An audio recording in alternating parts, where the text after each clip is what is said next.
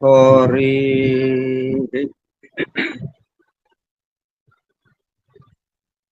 ఆ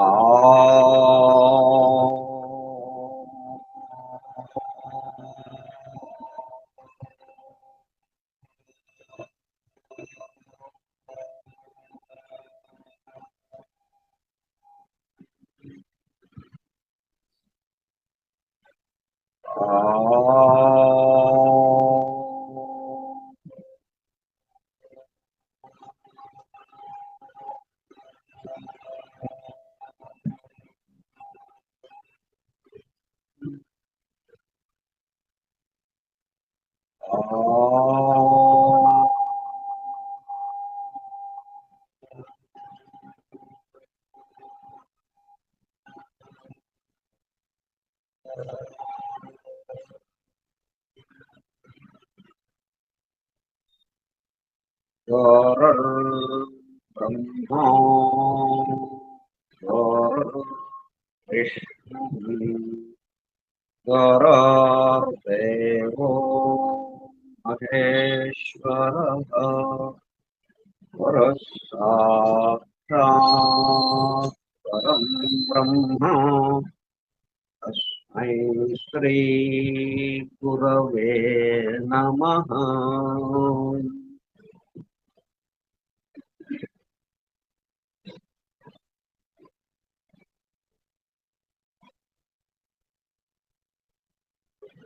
ఓం సహనావతు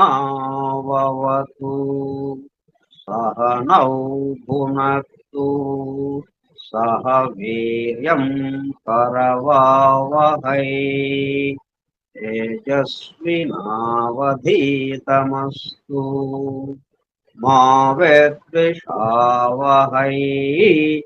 ఓం శాంతి శాంతి శాంతి.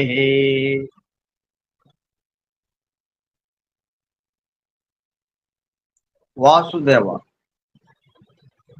డాక్టర్ విలియం జి బెన్హమ్ ఆంగ్ల గ్రంథము the laws of scientific hand reading ఆధారముగా 1894 సంవత్సరంలో నిర్వహింపబడిన శిక్షణా తరగతులలో బోధింపబడిన అంశములు హస్త సాముద్రిక తత్వశాస్త్ర స్వయంబోధిని గ్రంథముగా రూపుదిద్దుకున్నది. ప్రస్తుతము ఆ గ్రంథము గ్రంథ పఠనము, అధ్యయనము, అవగాహన, ఆత్మదర్శనము కార్యక్రమము.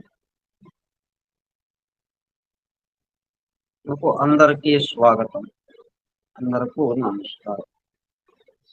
మనం బొటన వ్రేలికి సంబంధించిన విశేషాలు తెలుసుకుంటున్నాము.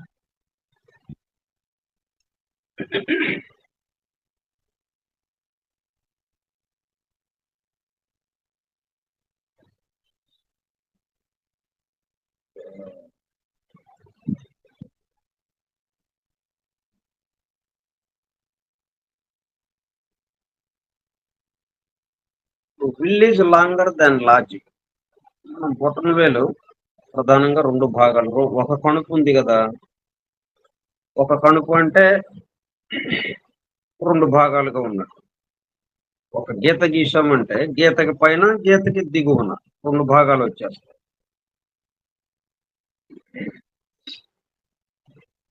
రెండు గీతలు గీస్తే మూడు భాగాలు అయిపోతుంది. అట్లా మనం ఎన్ని గీతలుగా గీస్తామో దానికి ఒకటి ఎక్కువ వస్తుంది. అట్లా ఇది ఒక జాయింట్ ఉంది కాబట్టి, ఒక కణుపు ఉంది కాబట్టి పైన కింద రెండు భాగాలుగా ఏర్పడింది, రెండు భాగాలు అయిపోయింది. ఇవి మూడు భాగాలు అయినాయి, మిగతా 4 వ్రేళ్ళు. ఎందుకని రెండు కణుపులు ఉన్నాయి దానికి, అందువల్ల మూడు భాగాలు వచ్చాయి. ఇదేమో ఒక కణుపే ఉండడం వల్ల రెండు భాగాలు వచ్చాయి. ఆ రెండు భాగాలు ఏంటి? ఆ వ్రేలి కొస నుంచి మధ్య భాగానికి ఉన్నటువంటి విల్ అంటాం, విల్ పవర్, సంకల్ప బలం, పట్టుదల, వీటిని తెలియజేస్తుంది. దిగువది లాజిక్, తర్కము. తర్కానికి సంబంధించి విషయాన్ని వివరించడానికి కానీ, విషయాన్ని గురించి ఆలోచించటంలో, ఒక నిర్ణయం తీసుకోవటంలో రకరకాలుగా ఆలోచన చేస్తూ, తర్కిస్తూ చేయటం అనేది. ఒక విషయాన్ని నిగ్గుదేల్చాలి అంటే తర్కము ద్వారా. ఇప్పుడు కోర్టులో, న్యాయస్థానంలో కేసు గెలవాలి అంటే దాన్ని అటు చేసి, ఇటు చేసి దాంట్లో ఉన్న విషయాలని బయటికి లాగి సూక్ష్మంగా ఉన్న వాటిని వివరించి అలా చేసినప్పుడు గాని ఆ కేసు అతను గెలవడానికి కుదరదు. ఓడిపోయే కేసును కూడా గెలిచేటట్టుగా చేయగలుగుతారు ఆ విధంగా. అది లాజిక్ ఉన్నప్పుడు మాత్రమే సాధ్యమవుతుంది. లాజిక్ భాగం బాగా డెవలప్ అయి ఉంటది. కాబట్టి విల్లు, లాజిక్ ఈ రెండిటికి సంబంధించిన విషయాలు ఇవాళ తెలుసుకున్నాం. ఇది సమానంగా ఉందనుకోండి. ఏదైనా కానీ సమానంగా ఉంది అంటే అతను అన్ని సమానంగా పనులు చేయటం ఉంటుంది. ఎక్కువ తక్కువ లేకుండా. ఒకవేళ ఒకటి ఎక్కువ, ఒకటి తక్కువ ఉందనుకోండి. 2 ఉన్నప్పుడు తప్పనిసరిగా సమానంగా ఉండవు. 2 సిబ్బెలున్నాయి. సమానంగా ఎప్పుడుకో ఉంటుంది. ఎప్పుడు సిబ్బె ఒకటి కిందకి, దిగువకి, ఒకటి పైకి. ఇది దిగువన ఉంది కాబట్టి అది పైకి ఆటోమేటిక్. అంతేగాని దాన్ని పైకి చేర్చాల్సిన పని లేదు. ఒకదాన్ని పైకి చేరిస్తే ఆటోమేటిక్‌గా ఇది కిందకి దిగిపోతుంది. ఒకదాన్ని ఇలా కిందకి దించితే ఆటోమేటిక్‌గా అది పైకి తేలిపోతుంది. 2 చేయక్కర్లా మనం. ఒకటి చేస్తే చాలు. ఆటోమేటిక్‌గా, ఎందుకంటే ఇది సమానంగా ఉండేవి కాబట్టి. ఈ సమానంలో ఉన్నదాన్ని ఒకదాన్ని కదిపామంటే రెండోది ఆటోమేటిక్‌గా మారిపోతుంది. అట్లాగే మనకి 2 శక్తులతో ఈ సృష్టి అంతా నడుస్తుంది. 2 విరుద్ధ శక్తులు. ఆసురీ శక్తి, దైవీ శక్తి. ఈ 2 సమంగా ఉండవలసిన నిష్పత్తిలో ఉంటే మనకు తెలియకుండా జరిగిపోతూ ఉంటుంది జీవితం. దాంట్లో ఏమాత్రం ఈ ఆసురీ శక్తి పెరిగితే ఇంకా గందరగోళాలకి అవకాశం లేదు. ఎందుకంటే దైవీ శక్తి తగ్గిపోతుంది ఆటోమేటిక్. అట్లా ఇప్పుడు ఇది 2 భాగాలు. ఒకటి ఎక్కువ ఉంటే ఎలాగా ఉంటుంది? ఒకటి ఎక్కువ ఉందంటే 2 తక్కువ ఉన్నట్టేగా. అప్పుడేంటి? అంటే అది ఏ సందర్భంలో వస్తుంది? అంటే ఆ వేలు కలిగిన వాడు, ఆ బొటన వ్రేలు ఒకటి ఎక్కువగా ఉండి నా విషయాన్ని కలిగిన వాడు, వాడి యొక్క స్వభావం ఏంటో దాన్ని చెప్పడం కోసం ఇదొస్తూ ఉంటుంది కాబట్టి. ఒకటి ఎక్కువ ఉంది, ఒకటి తక్కువ ఉంది. అదేం తెలియజేస్తుందో చూద్దాం. Will is longer than logic. పైన వేలు కొస నుంచి మధ్య భాగాన్ని వరకు ఉన్నది ఏదైతే ఉందో విల్ ని తెలియజేసింది. సంకల్ప బలాన్ని, అలాగే పట్టుదలని తెలియజేసింది. అది బాగా ఎక్కువ పొడవుగా ఉంది. ఇది ఎక్కువ పొడవు అంటే ఆటోమేటిక్‌గా లాజిక్ దిగువన ఉన్న తర్కముకి సంబంధించి తగ్గిపోయింది. ఈ మాదిరిగా ఉంటే ఎలా ఉంటుంది? విల్ ఫాలెంజీ ఎక్కువ పొడవుగా ఉండడం వల్ల ముందు పని చేసి తర్వాత ఆలోచించడం ఉంటుంది.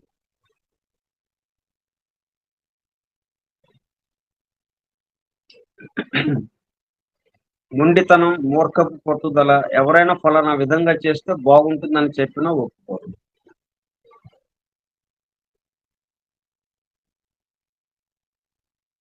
దానివల్ల నష్టం వచ్చినా సరే భరిస్తారు కానీ పద్ధతి మార్చుకోరు. విల్ ఎక్కువ ఉంటే అంటే సంకల్ప బలం, పట్టుదల ఇవి ఎక్కువగా ఉందనుకోండి. దానికి తోడుండాలి ఇంకొకటి. తర్కము తోడుండాలి. మంచి చెడ్డ, యుక్తాయుక్త విచక్షణ. అది తోడు లేకపోతే ఏమవుతుంది? మూర్ఖంగా వెళ్ళిపోవటం జరుగుతుంది. పట్టుదల ఉంది చేయటానికి. సంకల్ప బలం ఉంది. కానీ ఎలా చేయాలో అది తక్కువైపోయింది. అది వీకుగా ఉంది. ఇందులో ఎలా చేయాలో తెలియదు. కాబట్టి చేసుకుంటూ వెళ్ళిపోవటం మూర్ఖంగా అన్నట్టుగా ఉంది. బట్ అది అంటే ఇది తెలుసుకోవడం వల్ల ఏం జరుగుతుంది? నేనెందుకు ఇట్లాగా నా జీవితం అవుతుంది? మూర్ఖంగా ఇదైపోతా ఉంది అని అతనికి విడమర్చి చెప్పి దీనివల్ల నీకు అన్ని అపజయాలు కలుగుతున్నాయి. 10 మందిలో నీకు చెడ్డ పేరు వస్తుంది. నిన్నెవరు గౌరవించటం లేదు. అంటే అట్లా మూర్ఖంగా ఉన్నోళ్ళని ఎవరు గౌరవిస్తాం? ఏదో వాడి హోదా ఎక్కువగా ఉంటే వాడి ముందేదో నవ్వుతాం, మాట్లాడి నమస్కారం సార్ అని వెనక్కి తిరిగి తిట్టుకుంటాం. ఎవ్వరం గౌరవించం. కాబట్టి ఇటువంటి వాళ్ళకి మరి ఇంతేనా వాళ్ళ జీవితం అంటే, ఆ విషయం తెలియకపోవటాన, అవగాహన లేకపోవడం, అండర్‌స్టాండింగ్. నాలో ఉన్న బలహీనత ఇది. దీన్ని అధిగమించడం ఎలాగా? ముందు బలహీనత అనేది వాడికి అర్థం కావాలి. అర్థమయ్యేటట్టు మనం విడమర్చి చెప్తే, ఇప్పుడు వాడు అర్థం చేసుకుని, ఓహ్! ఇది తక్కువ ఉండడం వల్ల తర్కము, ఆలోచనకు అవకాశం లేకుండా పోయింది. దానివల్ల మూర్ఖంగా ముందుకి దూసుకొని వెళ్ళిపోతున్నాం. గోతిలో పడిపోతున్నాం. అన్నది వాడికి అర్థమైపోతే, వెంటనే ఇక ఈ తర్కము అతనికి ఉన్న కొంచెమైనా చాలు. అది కొద్దిగా ఉంది. దాన్ని ఉపయోగించుకుంటాడు. ఇప్పుడేంటి మొత్తం నేనే అన్నట్టుగా వాడు ఎళ్ళిపోతున్నాడు కళ్ళు మూసుకొని. ఇప్పుడు ఆ ఉన్న కొంచెం దాన్ని ఉపయోగించుకునేదాలు. ఇప్పుడు వరదలో ఎళ్తుంటే గడ్డిపోచ పట్టుకున్న మనల్ని ప్రాణాన్ని రక్షించుకోవచ్చు. చిన్న గడ్డిపోచ ప్రాణ రక్షణకు ఉపయోగపడుతుంది. అట్లా ఈ లాజిక్ తక్కువుంది గాబట్టి తర్కించడము, ఆలోచన తక్కువైపోతుందని అనుకోవటానికి లేదు. ఉన్నదాన్ని ఉపయోగించుకొని అది ఎప్పుడొస్తుంది? అండర్‌స్టాండింగ్ వల్ల. అందుకు మనం ఈ శాస్త్రాన్ని అధ్యయనం చేయటం. మనలో ఉన్న బలహీనత ఏంటి? ముందు అది కనిపెట్టడం. ముందు ఉన్నదేంటి? మనం లెక్క జేస్తాము. ఎలాగ జేస్తున్నాం? వాడు ఒక 4, 5 లైన్‌లు లెక్కలిస్తాడు. అదంటాడు, ఇదంటాడు ఇయన్నీ చెప్పి చివరికి ఇది కనుక్కోండి అని ప్రశ్న వేస్తాడు. ఇది కనుక్కోవాలంటే ఎట్లా మనకి? మార్గం ఏంటి? ముందు ఉన్నయి ఎతుక్కోవడం. ముందు ఉన్నయన్నీ ఒక చోట రాసుకోవటం. దాన్నే దత్తాంశము అంటాం. ఇది ఉంది, ఇదిచ్చాడు, ఇదిచ్చాడు, ఇదిచ్చాడు. ఈ ఇచ్చిన దాన్ని ఆధారం చేసుకొని అంతేగాని కొత్తదేమీ లేదు గదా! అక్కడ మనం. లెక్క కనిపెట్టాలి అంటే ఉన్నదాన్ని ఆధారం చేసుకోవాల్సింది. అట్లాగే మనం ఈ లాజిక్‌ది తక్కువుంది. దాన్ని ఆధారం చేసుకొని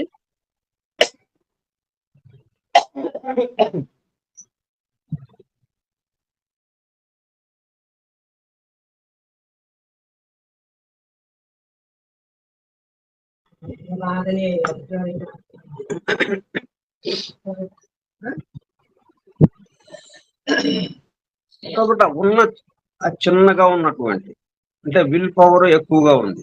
అంటే పట్టుదల, సంకల్ప బలం చాలా ఎక్కువుంది. ఎక్కువున్న దాన్ని ఇంకా ఉపయోగించుకొని మనం అద్భుతమైన కార్యాలు సాధించొచ్చు. కానీ ఎందుకని ఫెయిల్యూర్స్ వస్తున్నాయి? ఈ తర్కాన్ని ఉపయోగించుకోవట్లేదు. ఆ! అదక్కర్లేదులే నాకు అన్నట్టుగా పోతున్నాడు. ఆ ఉన్న కొంచెం తర్కాన్ని ఉపయోగించుకొని వాడు ముందుకి కదిలితే వండర్‌ఫుల్‌గా అందరికన్నా ఎక్కువ పెద్ద పెద్ద పనులు చేయగలుగుతాడు. అతని ద్వారా ఎంతో మందికి మేలు జరుగుతుంది. అది ఇట్లా విశ్లేషణ చేసుకోవడానికి ఈ శాస్త్రం మనకు పనికొస్తుంది. వాడిని మార్గాన్ని సూచించడానికి. మరి చాలా చిన్నదే ఇది. కానీ ఈ విషయం అలాగా వివరించి చెప్పేటప్పుడు వాడిలో ఎంత మార్పొస్తుంది. ఇక రెండోది logic is longer than will. మళ్ళీ దానికి వ్యతిరేకంగా విల్ ఎక్కువుంటే లాజిక్ తగ్గింది ఎలాగుందో చూసాం. లాజిక్ ఎక్కువుండి విల్లు తక్కువగా ఉంటాయి. ఒకటి తక్కువుంటే ఒకటి ఎక్కువ, ఒకటి ఎక్కువుంటే ఒకటి తక్కువ గదా!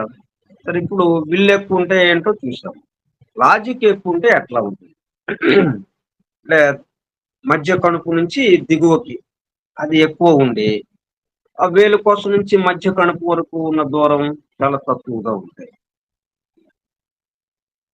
రీజనింగ్ భాగం ఎక్కువగా ఉన్నందున విషయములను వివేకంతో పరిశీలించడం ఉంటుంది. కానీ ఆచరణలో పెట్టలేరు. ఆచరణలో పెట్టాలంటే ఏం కావాలి? విల్ పవర్ కావాలి. సంకల్ప బలం కావాలి, పట్టుదల కావాలి. మరేది తక్కువ ఉంది ఇది. అందుకని వీడేంటి విల్ పవర్ వాడు ఎట్లాగైతే ఎక్కువ ఉన్నప్పుడు దాని వరకే పెట్టుకుని దాంతో ముందుకు ఎలాగెళ్ళాడు. ఈ చిన్నదిగా ఉన్నదాన్ని ఉపయోగించుకోకుండా ఈ లాజిక్ వాడు కూడా తను పెద్దగా ఉన్నాను కాబట్టి ఇక తనొక్కడే వెళ్ళిపోవటం వల్ల అంటే ఉన్న కొంచెం విల్లుని ఉపయోగించుకుంటే అది సరి అయిపోతుంది. కానీ ఆ విల్లుని నిర్లక్ష్యం చేసేసి కొద్దిగానే ఉంది కదా అని నిర్లక్ష్యం చేసి పూర్తిగా లాజిక్ మీద ఆధారపడేటప్పుడల్లా ఇంకా పనులు చేయలేక కూలబడిపోతాడు. చక్కగా కుర్చీలో కూర్చుంటాడు. శుభ్రంగా చెప్తూ ఉంటాడు. ఎవరైనా ఏది చెప్పినా ఓహ్! దానికి ఇట్లాగా, అలాగా అని రకరకాలుగా విశ్లేషించి ఇది ఇలాగుంటుంది అని చక్కగా వచ్చినోడికి వివరిస్తారు.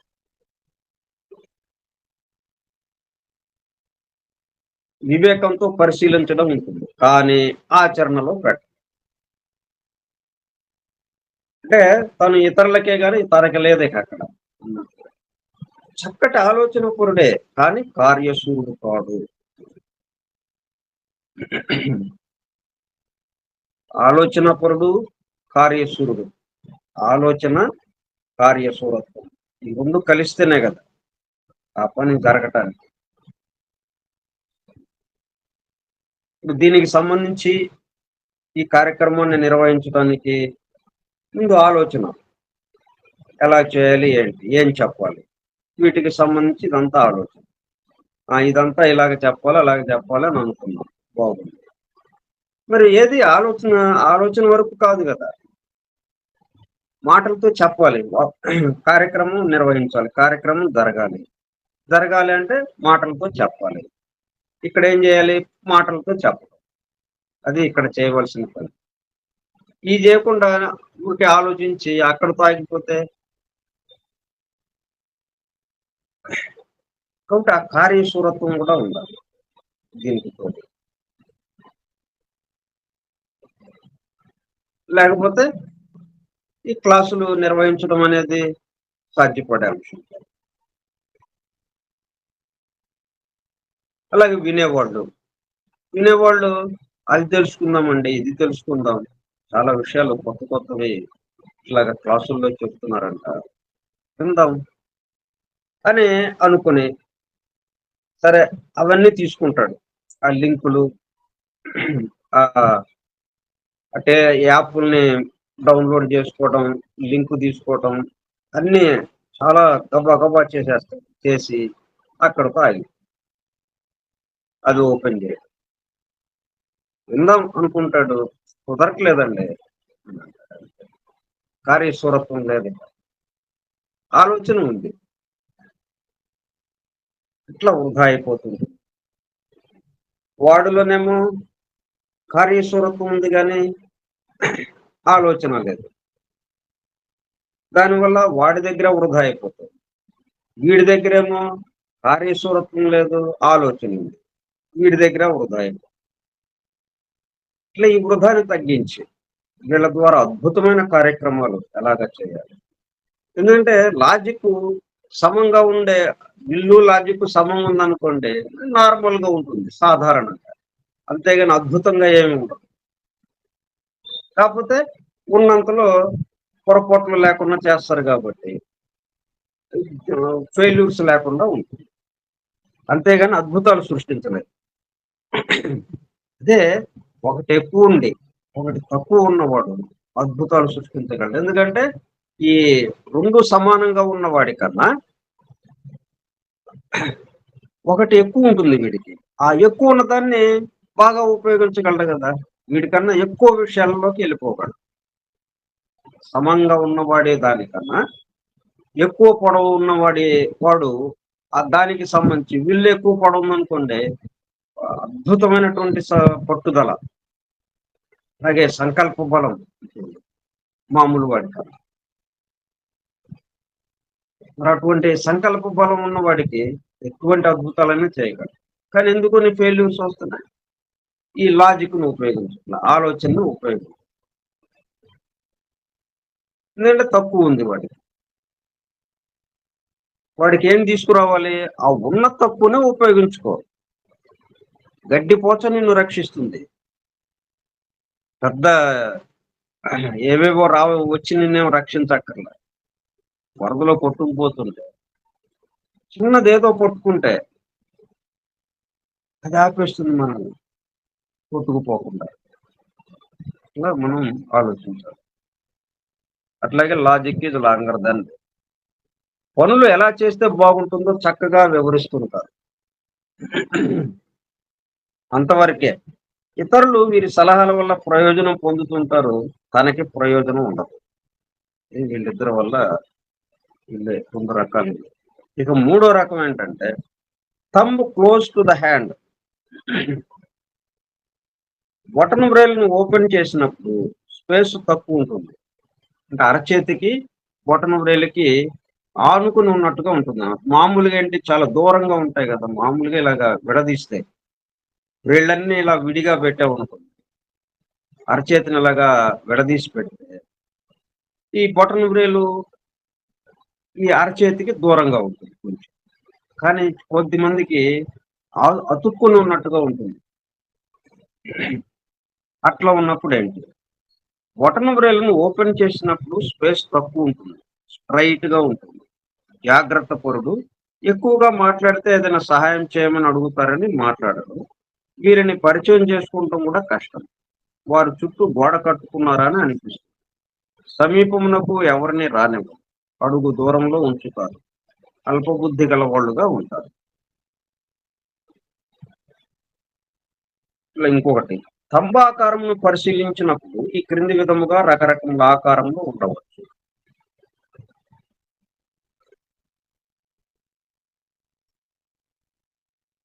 ఇవి మనం అంతకుముందు చెప్పుకున్నదే. కానీ ఇప్పుడు చెప్పుకునేటప్పుడు కల్లా ఇంకో కొత్త రకంగా మనం చెప్పుకున్నట్టయింది. ఈ విధంగా అంతకుముందు చెప్పలా. దీన్ని ఇలాగ ఉపయోగించుకోవాలి. ఫెయిల్యూర్స్ ని తగ్గించుకోవచ్చు అన్న విషయం.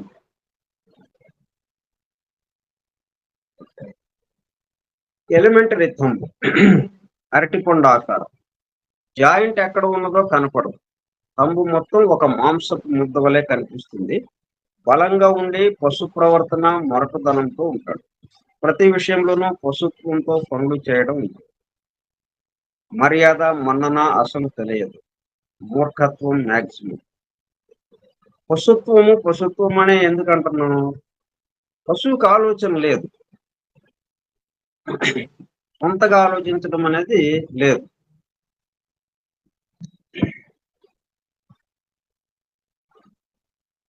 అంటే ఆలోచనని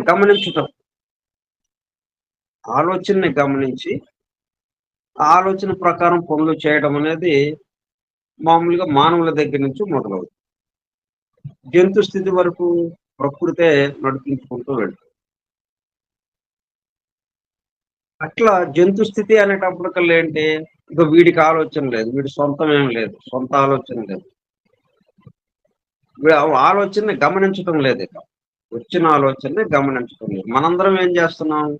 ఆలోచనని గమనించి, కాకపోతే ఏం చేస్తున్నాం అంటే ఆలోచన నాది అనుకుంటాం. నేనేదైనా మాట మాట్లాడితే అది నేను మాట్లాడాను. మీరెవరు మాట్లాడలేదు గదా! నేను మాట్లాడాను. నా నోటి నుంచి వస్తే నేను మాట్లాడాను అని అంటుంది.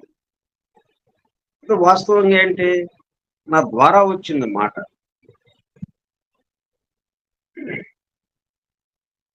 ఇది ఎక్కడో తయారై అంచెలంచెలుగా ఆ పెదాల నుంచి ఆ నోట్లో నుంచి ఆ పెదాల ద్వారా బయటికి వ్యక్తం. బయటకొచ్చినప్పుడు పెదాలు దాటినప్పుడేగా మాట మనకి వినపడేది. అంతవరకు మనకి ఏం మాట్లాడతామో తెలీదు.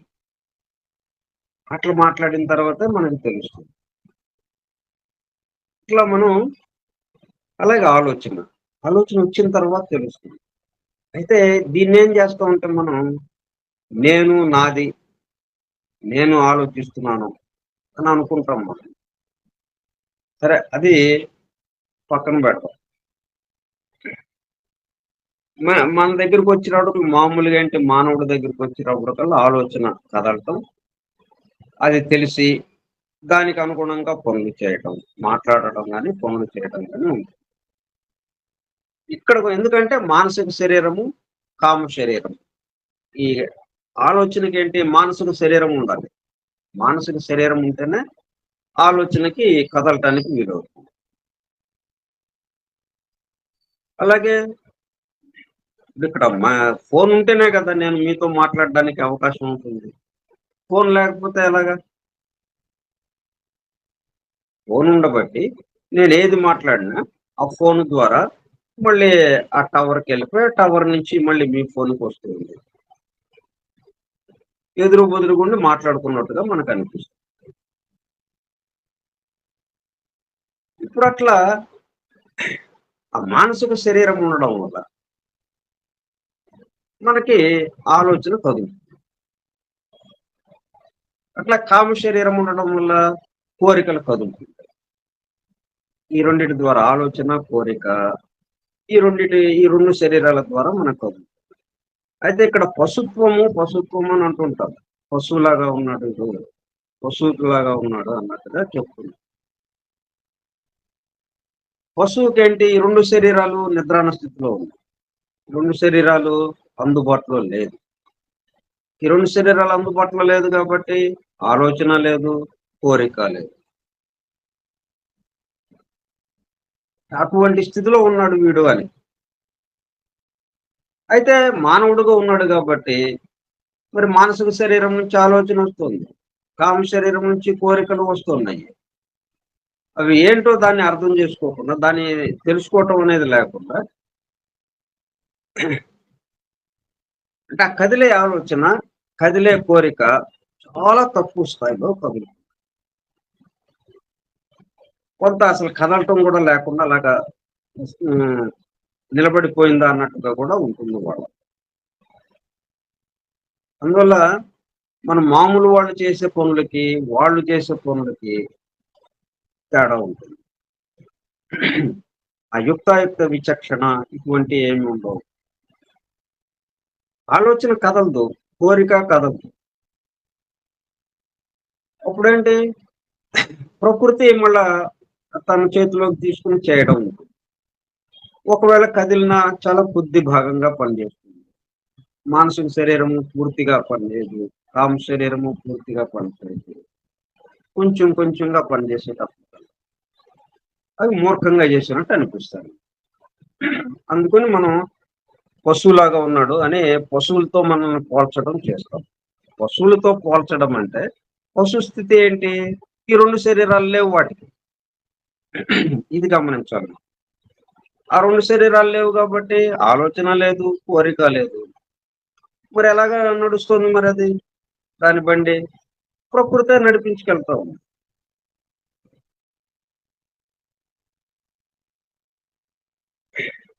అందుకని అట్లాగా ఉండే వాళ్ళని మనం పశువులతో పోలుస్తూ ఉంటాం.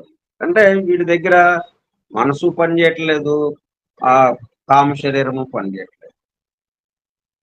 ఆలోచన లేదు, కోరిక లేదు.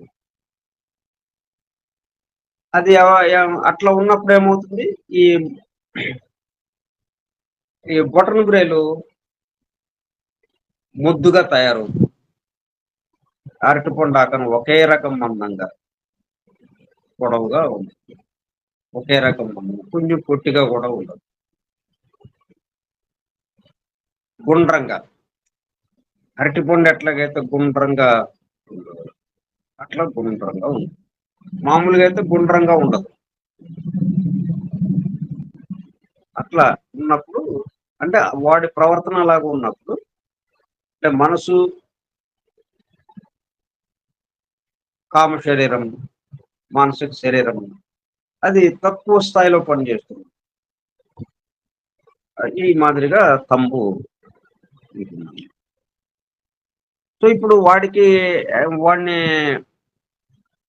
అభివృద్ధి పరచాలి అంటే ముందు దానికి సంబంధించిన విషయాలు.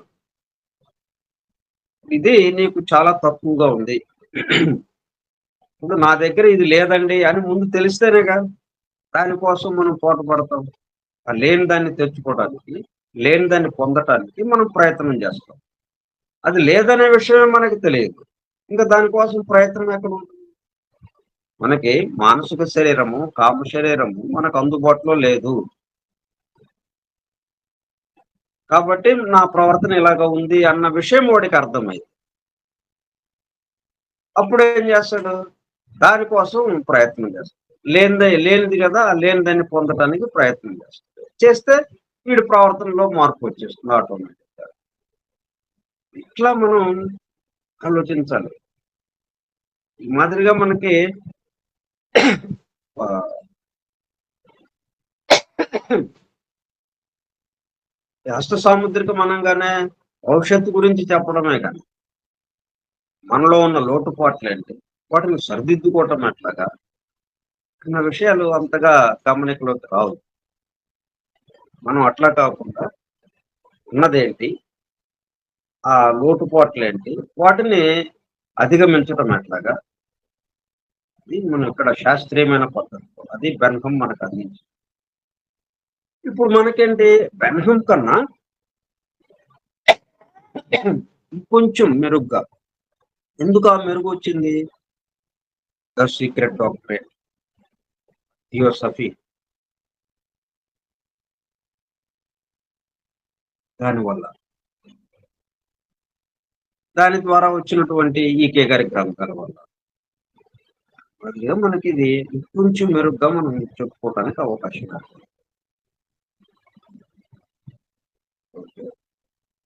ఇంకా మిగతా రకాలైనటువంటి అనేక రకాల బొటన వ్రేళ్ళుంటాయి. అనేక ఆకారాలు. వాటిని వచ్చే ఆదివారం నాడు రేపు ఉందిగా బుధవారం. రేపు స్వస్తి ప్రజాభ్యః పరిపాలయంతాం ఇది చదవాలి. ఓం సహనావవతు సహనౌ భునక్తు సహ వీర్యం కరవావహై తేజస్వినావధీతమస్తు మా విద్విషావహై. ఓం శాంతి శాంతి శాంతి. స్వస్తి ప్రజాభ్యః పరిపాలయంతాం న్యాయేన మార్గేణ మహీం మహిషాః గోబ్రాహ్మణేభ్యः శుభమస్తు నిత్యం. లోకాः సమస్తాः సుఖినో భవంతు. లోకాः సమస్తాः సుఖినో భవంతు. లోకాः సమస్తాः సుఖినో భవంతు. ఓం శాంతి శాంతి శాంతి. వాసుదేవ. వాస్తవ